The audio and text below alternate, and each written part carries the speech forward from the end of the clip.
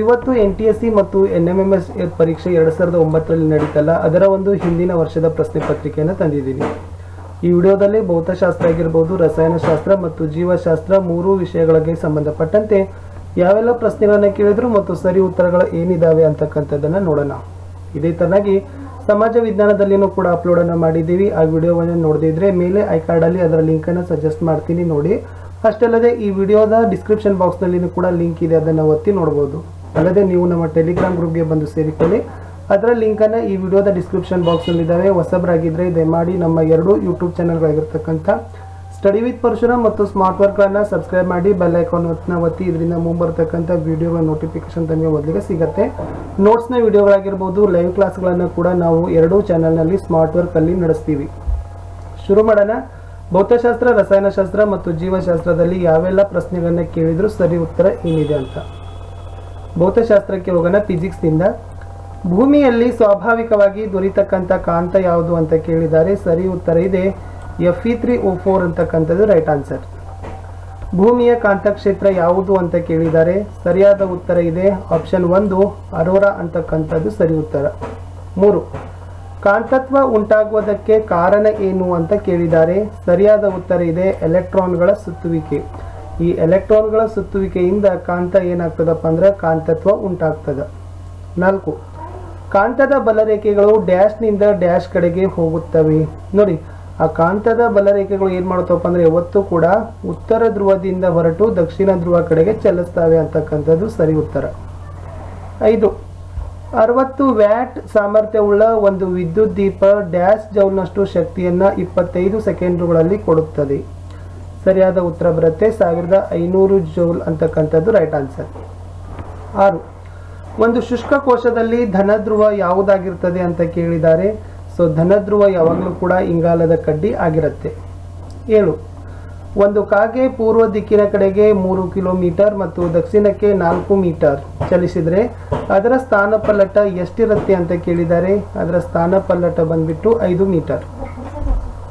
8 ಒಂದು ಶುಷ್ಕ ವಿದ್ಯುತ್ ಕೋಶದಲ್ಲಿ ಇಂಗಾಲದ ಪುಡಿಯ ಜೊತೆ MnO2 ಅಂದರೆ ಮ್ಯಾಂಗನೀಸ್ ಡೈಆಕ್ಸೈಡ್ ಅನ್ನು ಮಿಶ್ರಣ ಮಾಡಿದ್ದಾರೆ.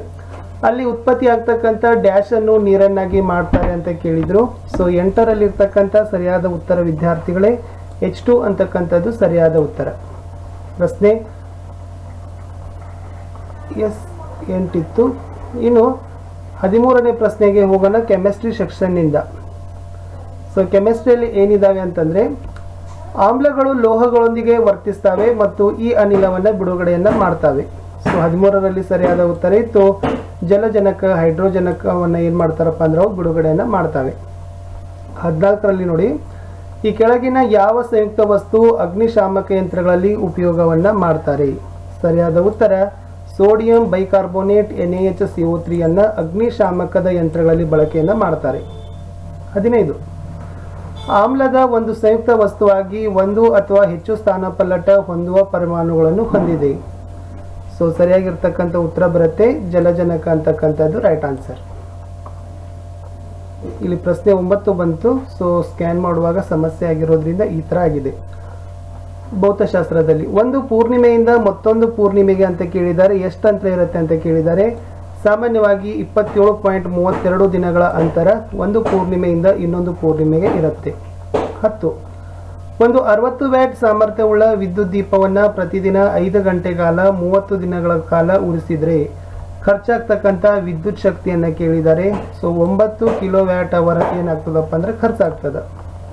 11 ಒಂದು ವಸ್ತು ಮೊದಲ ಗಂಟೆಯಲ್ಲಿ 40 ಕಿಲೋಮೀಟರ್, ಎರಡನೆಯ ಅರ್ಧ ಗಂಟೆಯಲ್ಲಿ 80 ಕಿಲೋಮೀಟರ್, ಮೂರನೇ ಅರ್ಧ ಗಂಟೆಯಲ್ಲಿ 50 ಕಿಲೋಮೀಟರ್ ಮತ್ತು ನಾಲ್ಕನೆಯ 1/2 ಗಂಟೆಯಲ್ಲಿ 30 ಕಿಲೋಮೀಟರ್ ಕ್ರಮಿಸಿದರೆ ಸರಾಸರಿ ವೇಗವನ್ನು ಕೇಳಿದ್ದಾರೆ. ಸೊ 11ರ ಸರಿಯಾದ ಉತ್ತರ 100 ಕಿಲೋಮೀಟರ್ ಪ್ರತಿ ಗಂಟೆಗೆ ಅಂತ ಸರಿ ಉತ್ತರ. 12 ಇದರಲ್ಲಿ ಯಾವ ಸೂತ್ರ ಸರಿಯಾಗಿದೆ ಅಂತ ಕೇಳಿದ್ದಾರೆ ನೋಡಿ. ಸೊ 12ರಲ್ಲಿ ಒಂದಿದೆ ನೋಡಿ, ಇದು ಸರಿಯಾಗಿರ್ತಕ್ಕಂಥ ಉತ್ತರ. ಏನಪ್ಪ ಅಂದರೆ ಫ್ಯಾರನ್ಹೀಟ್ ಇದ್ದಿದ್ದು ಡಿಗ್ರಿ ಸೆಲ್ಸಿಯಸ್ಗೆ ಕನ್ವರ್ಟ್ ಮಾಡ್ತಕ್ಕಂಥ ಸೂತ್ರ ಇದೆ. ಇನ್ನು 16ನೇ ಪ್ರಶ್ನೆಗೆ ಬರೋದಾದರೆ ಕೆಮಿಸ್ಟ್ರಿಯಿಂದ ನೀರಿನ ಅಸಂಬದ್ಧ ವಿಕಾಸದಲ್ಲಿ 4 ಡಿಗ್ರಿ ಸೆಲ್ಸಿಯಸ್ ಇದೆಯಲ್ಲ, ಇದು ಏನು ತೋರಿಸ್ತದೆ. ಸೊ 16ರ ಸರಿ ಉತ್ತರ ಬರುತ್ತೆ 1 ಮತ್ತು 2 ಹೇಳಿಕೆಗಳು ಸರಿಯಾಗಿದ್ದಾವೆ ಅಂತಕ್ಕಂಥದ್ದು, ಇದು ಮತ್ತು ಇದು. 17ಕ್ಕೆ ಹೋಗೋಣ. ಭಟ್ಟಿ ಇಳಿಸಿದ ನೀರನ್ನು ಕುಡಿಯಲು ಉಪಯೋಗಿಸಬೇಕಾದಾಗ ಸ್ವಲ್ಪ ಪ್ರಮಾಣದಲ್ಲಿ ಏನು ಮಾಡಬೇಕು ಅಂತ ಕೇಳಿದ್ದಾರೆ. ನೋಡಿ, ಬೇಕಿಂಗ್ ಪುಡಿಯನ್ನು ಬೆರೆಸ್ಬೋದು ಅಥವಾ ಇದ್ದಿಲನ್ನು ಬೆರೆಸ್ಬೋದು. ಸೊ ಎರಡು ಆಪ್ಷನ್ಸ್ಗಳು ಏನಿದಾವಪ್ಪ ಅಂತಂದರೆ ಸರಿ ಇದ್ದಾವೆ. 18ಕ್ಕೆ ಹೋಗೋಣ. ಲೋಹಗಳ ಬೆಸುಗೆ ಪ್ರಕ್ರಿಯೆಯಲ್ಲಿ ಕಲೆರಹಿತ ಉಕ್ಕು, ಸ್ಟೇನ್ಲೆಸ್ ಸ್ಟೀಲ್ ಅಂತ ಕರಿತೀವಲ್ಲ, ಮತ್ತು ಅಲ್ಯೂಮಿನಿಯಂನಂತಹ ಲೋಹಗಳ ಬೆಸುಗೆಯಲ್ಲಿ ಏನನ್ನು ಉಪಯೋಗಿಸ್ತಾರೆ ಅಂತ ಕೇಳಿದ್ದಾರೆ. ಅಲ್ಲಿ ಆಕ್ಸಿ ಅಸಿಟಲಿನ್ ಜ್ವಾಲೆಯನ್ನು ಏನು ಮಾಡ್ತಾರಪ್ಪ ಅಂದ್ರೆ ಉಪಯೋಗಿಸ್ತಾರೆ. ಸೊ ಇದು ಸರಿಯಾಗಿರ್ತಕ್ಕಂಥ ಉತ್ತರ ಇತ್ತು. 19, ಗಡಸು ನೀರು ಕೈಗಾರಿಕೆಗೆ ಬಳಸೋದು ಹಾನಿಕಾರಕ. ಇದು ಬಾಯ್ಲರಿನ ಒಳಗೋಡೆಯ ಮೇಲೆ ಚಕ್ಕೆಯನ್ನು ಉಂಟು ಮಾಡ್ತದೆ. ಇದನ್ನು ತಪ್ಪಿಸಲಿಕ್ಕೆ ಯಾವುದನ್ನು ಬಳಸಿ ಸ್ವಚ್ಛವನ್ನು ಬಳಸಬಹುದು. ಸೊ ಸರಿಯಾದ ಉತ್ತರ ಇತ್ತು ದುರ್ಬಲ H2SO4 ಅನ್ನು ಬಳಸಿ ಏನು ಮಾಡ್ಬೋದಪ್ಪ ಅಂದರೆ ಸ್ವಚ್ಛವನ್ನು ಮಾಡಬಹುದು ಬಾಯ್ಲರ್.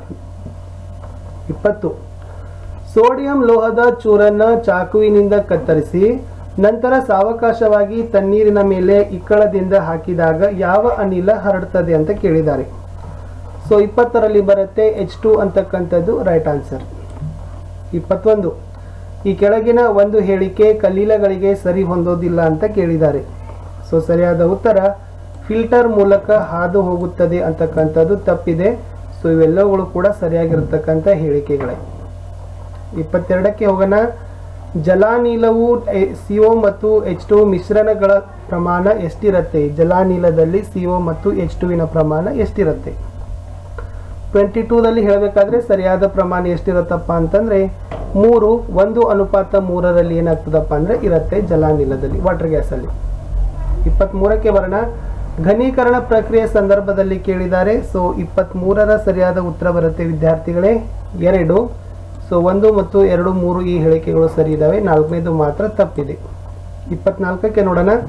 ಸರಿಯಾದ ಹೇಳಿಕೆಯನ್ನು ಗುರುತಿಸಬೇಕಾಗಿದೆ. 24ರಲ್ಲಿ ಫಸ್ಟ್ ಒನ್ ಇದೆ ನೋಡಿ, ನೈಟ್ರಸ್ ಆಕ್ಸೈಡ್ ಸಂಯುಕ್ತದಲ್ಲಿ ನೈಟ್ರೋಜನ್ ಸಂಯೋಗ ಸಾಮರ್ಥ್ಯ 1, ಇದು ಸರಿ ಇದೆ. ಇನ್ನು ಜೀವಶಾಸ್ತ್ರಕ್ಕೆ ಬರೋದಾದ್ರೆ ಯಾವ ರೋಗ ವೈರಾಣುವಿನಿಂದ ಉಂಟಾಗ್ತದೆ ಅಂತ ಕೇಳಿದ್ದಾರೆ. 25ಯಲ್ಲಿ ರ್ಯಾಬಿಸ್ ಅಂತಕ್ಕಂಥದ್ದು ಸರಿ.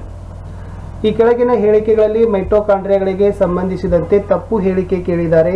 ಅಲ್ಲಿ ಥರ್ಡ್ ಒನ್ ಇದೆ ನೋಡಿ, ಇವುಗಳು ಬೇರೆ ಬೇರೆ ಬಗೆಯ ವರ್ಣದ್ರವ್ಯ ಕಂಡು ಬರುತ್ತವೆ ಅಂತಕ್ಕಂಥದ್ದು ತಪ್ಪಿದೆ. ಬಾಕಿ ಎಲ್ಲ ಸರಿ ಇದ್ದಾವೆ. 27ರಲ್ಲಿ ಯಾವುದು ಒಂದು ನವೀಕರಿಸಲಾಗದ ನೈಸರ್ಗಿಕ ಸಂಪನ್ಮೂಲ ಅಂತ ಕೇಳಿದ್ದಾರೆ. ಸೊ ಪಳೆಯುಳಿಕೆ ಇಂಧನಗಳು ಅಂತಕ್ಕಂಥದ್ದು ಸರಿಯಾದ ಉತ್ತರ. 28, ಕೆಳಗಿನವುಗಳಲ್ಲಿ ಹೈಡ್ರಾ ಪ್ರಾಣಿಯಲ್ಲಿ ಕಂಡುಬರ್ತಕ್ಕಂಥ ಅಲೈಂಗಿಕ ಸಂತಾನೋತ್ಪತ್ತಿ ವಿಧಾನ ಯಾವುದು ಅಂತ ಕೇಳಿದ್ದಾರೆ. ಅಲ್ಲಿ ಮೊಗ್ಗುವಿಕೆ ಏನು ಮಾಡ್ತದಪ್ಪ ಅಂದ್ರೆ ಕಂಡು ಬರ್ತದ ಹೈಡ್ರಾ ಪ್ರಾಣಿಗಳಲ್ಲಿ. 29, ನಮ್ಮ ಆಹಾರದ ಘಟಕಗಳಲ್ಲಿ ಒಂದಕ್ಕೆ ಯಾವುದೇ ರೀತಿಯ ಪೋಷಣ ಮೌಲ್ಯ ಇರುವುದಿಲ್ಲ. ಸೊ ಯಾವುದರಲ್ಲಿ ಇರೋದಿಲ್ಲ ಅಂತ ಕೇಳಿದ್ರು. ಸೊ 29ನಲ್ಲಿ ತಂತು ಪದಾರ್ಥ ರಫೇಜ್ ಇದೆ ನೋಡಿ, ಅದು ಸರಿಯಾದ ಉತ್ತರ ಇತ್ತು. 30, ಮಾನವನ ಜೀರ್ಣಾಂಗ ವ್ಯವಸ್ಥೆಯಲ್ಲಿ ಆಹಾರ ಜೀರ್ಣವಾಗುವುದು ಎಲ್ಲಿ ಅಂತ ಕೇಳಿದ್ದಾರೆ. ಸೊ 30ರಲ್ಲಿ ಸರಿಯಾದ ಉತ್ತರ ಇತ್ತು ಬಾಯಂಗಳ ಜಠರ ಸಣ್ಣ ಕರಳುಗಳಲ್ಲಿ ಏನಾಗ್ತದಪ್ಪ ಅಂದ್ರೆ ಜೀರ್ಣ ಆಗ್ತದೆ ಅಂತಕ್ಕಂಥದ್ದು ಸರಿ ಉತ್ತರ. 31, ಶೈವಲಗಳ ಈ ಕೆಳಗಿನ ಯಾವ ಗುಂಪು ಅತಿ ಪ್ರಾಚೀನ ಅಂತ ಕೇಳಿದ್ದಾರೆ. ಸೊ 31ರಲ್ಲಿ 1 ಇದೆ ನೋಡಿ, ನೀಲಿ ಹಸಿರು ಶೈವಲ, ಇದು ಬಹಳಷ್ಟು ರೀತಿಯಾಗಿರ್ತಕ್ಕಂಥ ಹಳೆದು.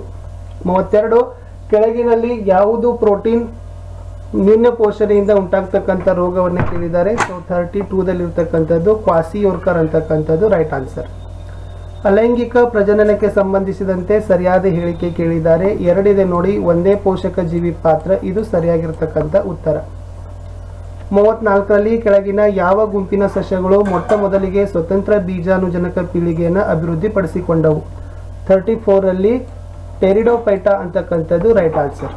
35, ಹನಿ ನೀರಾವರಿ ಪದ್ಧತಿಯಲ್ಲಿ ಸಸ್ಯಗಳು ಹೆಚ್ಚಾಗಿ ಬೆಳೀಲಿಕ್ಕೆ ಕಾರಣ ಕೇಳಿದ್ದಾರೆ. 35ದಲ್ಲಿರ್ತಕ್ಕಂಥದ್ದು ಕಿತ್ತಳೆ ಗಿಡ ಸರಿ ಉತ್ತರ.